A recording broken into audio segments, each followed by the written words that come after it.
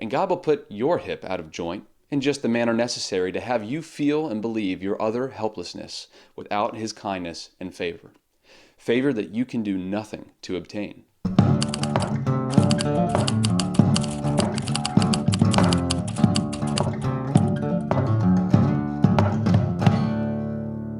So you, by the help of your God, return. Hold fast to love and justice, and wait continually for your God. Hosea 12:6. A plea to return.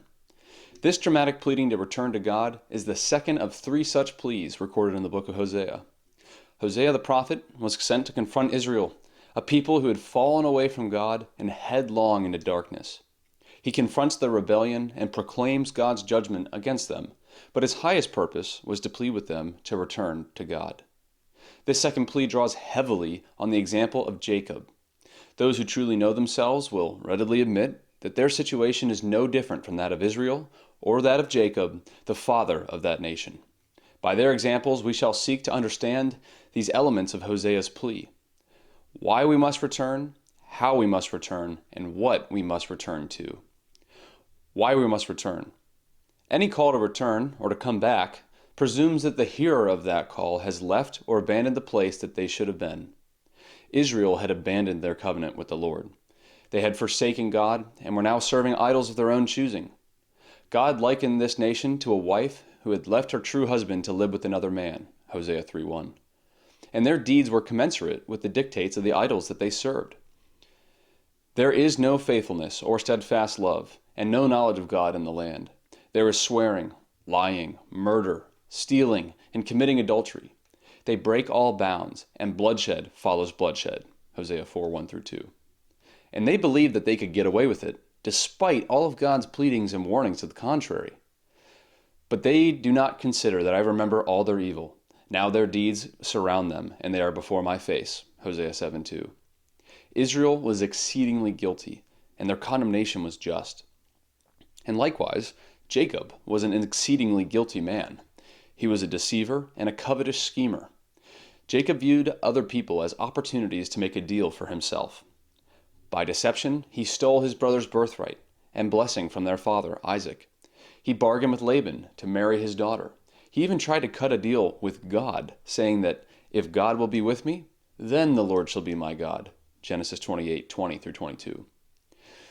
In all these things, he worshipped the idol of self-interest and not the God who created him. And Jacob would defend this idol at all costs. If he was wronged, he would get even. When Laban cheated Jacob out of the flocks he had promised him, Jacob came up with his own scheme to cheat Laban and take the strongest of the flocks for himself. When he met with the angel of the Lord, he literally wrestled him in order to get from God what he believed he was owed. And in all of these dealings, he proved that God had every right to condemn him. But it is not only Jacob, it is not only Israel who is exceedingly guilty. We too stand under a burden of condemnation. Have we not also been faithless to the Lord, our true husband? Do we not constantly serve the idol of our own self-interest? How many thoughts and actions are centered on attempting to secure what we desire in this world? Now, of course, I understand that your own case is the exception. We know that you always serve others and sacrifice so much for the good of others. You are guilty for a few things, but you're certainly not exceedingly guilty. And if this is your belief, I will not argue with you. But your own conscience will testify against you. The purity of your motives will be weighed in the balance and found wanting. God knows how much of your serving is only a bargain for respect and repayment. You would gladly have other people in your debt in order to protect the investment you have made in your pride. People are just opportunities to make a deal for yourself. But you would never say it like that or think of it like that, because then it wouldn't be respectable. And so you've deceived yourself into believing that your intentions are mostly good. That's a tough thing about being deceived. You don't know you're being deceived. But the man or woman who knows their heart in truth needs no convincing that they are exceedingly guilty of neglecting God and serving themselves. We have all left our post and strayed from God, and this is why we must return to God. How we must return. Admitting that we're off the path might be the easiest part of our dilemma. What is far more challenging is how we are to find our way back to that path. In the simplest terms, What every religion and worldview offers is a path and a way back to it. Your life philosophy is whatever you believe will bring you back to this path. And no, you don't need a degree in metaphysics or even an average level of intelligence to have a life philosophy. Even babies have a life philosophy of how to get back to the path to getting more milk and getting their diaper changed. And this usually involves crying hysterically. Adults just change up the language and the actions become more socially acceptable, but the fundamentals remain the same. The path is still the idol of self-interest, and the methods still involve that same entitled and demanding attitude. And we have a nice hysterical fit of some sort if we don't get our way. But that path won't bring you back to God, and those methods certainly won't either, no matter how religious you make them. Dress your methods with the disguise of Christianity, and you have yourself a believable false conversion. Perhaps you pray to God, sometimes even quite passionately. Perhaps you make sacrifices to God and perform the appropriate rituals. You go to church when it seems right to do so. You have been baptized, you have received communion, you've asked for forgiveness because it would be very convenient to get right with God. You often talk about how much you hate evil and cry out against those who do it. You would credit God even with the number of your great blessings. You've talked about knowing God, and you've even told others about Him. And yet, all of this religion will not bring you back to God. Do you remember how you got lost? It was by your self-reliance and your selfish actions. Do you really think that self-reliance and performing the proper Christian rituals will suddenly bring you back? The Pharisees did all of these things, and what did God say to them? You brood of vipers, how are you going to escape being sentenced to hell? Matthew 23:33. The Israelites in Hosea's day prayed passionately, but God said of them, they do not cry to me from their heart, but they wail upon their beds. For grain and wine they gash themselves. They rebel against me. My people are bent on turning away from me, and though they call out to the Most High, He shall not raise them up at all. Hosea 7:14 and 11:17. They performed the right rituals and sacrifices, but God said, I desire steadfast love and not sacrifice, the knowledge of God rather than burnt offerings. Hosea 6:6. They even repented and promised to return to God. But to this, God said, they utter mere words. They make empty oaths and empty covenants. So judgment springs up like poisonous weeds in the furrows of the field. Hosea 10:4. Their deeds do not permit them to return to their God, for the spirit of adultery is within them, and they do not know the Lord. Hosea 4:4 and 10:4. Yet Israel claimed to know God, and they were unashamed of it. Quote, to me they cry, my God, we, Israel, know you. And what is God's response to this claim? Israel has spurned the good. The enemy shall pursue him. Their heart is false. Now they must bear their guilt. They shall go to seek the Lord, but they will not find him. Hosea 8:2-3, 10:2, and 4:6. So you also outwardly appear righteous to others, but within you are full of hypocrisy and lawlessness. Matthew 23:28. What God said of Israel might also be true of you. Were I to write for them my laws by the tens of thousands, they would be regarded as a strange thing. Hosea 8:12. You pick and choose the parts of Christianity you like, while you neglect the weightier matters of the law. You do not seek the heart of what God would actually have you do and obey those commands. And so you shall seek the path, but you will never find it. No matter our case, we would all do well to better understand false conversions. But even the true believer may backslide and attempt to return to God by very similar methods. Are you caught in habitual sin?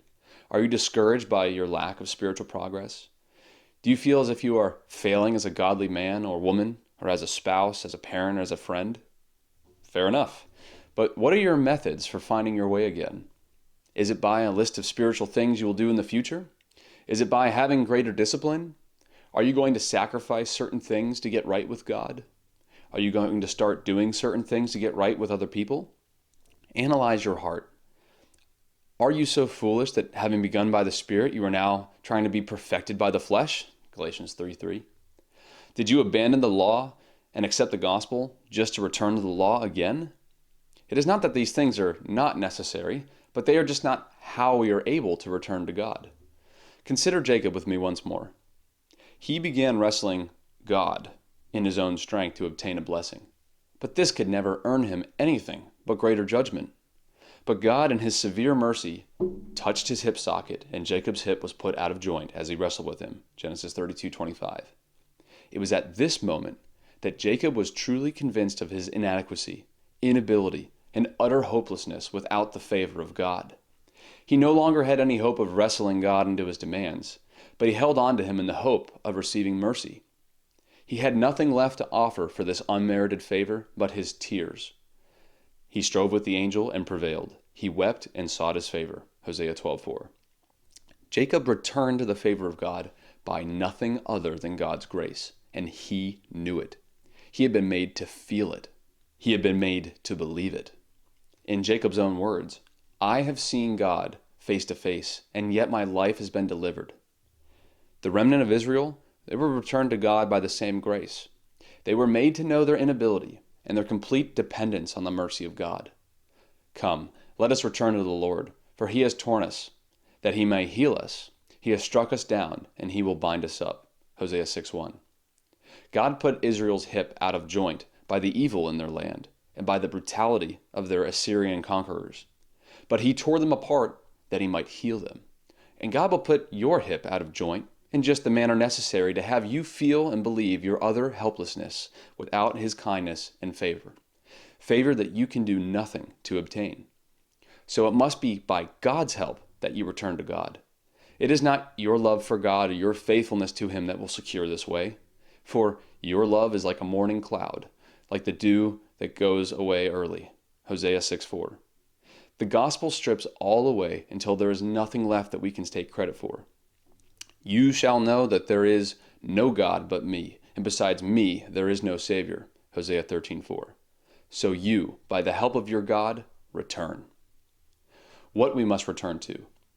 The verse continues, return, hold fast to love and justice, and wait continually for your God. The path we must walk is one of obedience and faith. If we are to return to it, we must hold fast to love and justice, for these are the weightier matters of the law. The path must also be marked by the faith to wait continually for God's deliverance. Our acts of love and justice are directly connected with our willingness to wait for the Lord and to endure temptation. Do you have it in your heart to love others and establish justice, but you lack faith and endurance? Then unfortunately you won't be on the path for very long. There must be a continual asking in our hearts for the grace-sustained faith and the patience necessary to hold fast to love and justice. This path is a beautiful and a joyful one, where we follow the steps of our valiant King, but this is also the path where our King carried his cross to the site of his execution. If you are to endure, you must wait continually for your God, even if you should suffer while doing so. Feel your great need for divine assistance, and let that drive you in prayer to the throne of God to find grace in your time of need. This is the path. If you have truly returned to God by God's help and not your own, you will know this path and you will know it well. But never mistake that this path is not the same thing as the way you got on that path. Every other worldview mistakes the path for the way to get to the path. This is like mistaking the interstate for the on-ramp. You don't get on the interstate by using the interstate. Obedient faith is the interstate, but grace is the on-ramp. Obedient faith is the river, but grace is the spring that feeds it. Obedient faith is the engine, but grace is the fuel it runs on. The interstate is not the on-ramp. The river is not the spring. The engine is not the fuel. Those who labor to remember this crucial difference will hold fast, because it will be by God's help that they hold fast. So now I urge you, by the help of your God, return and hold fast to love and justice, and wait continually for your God.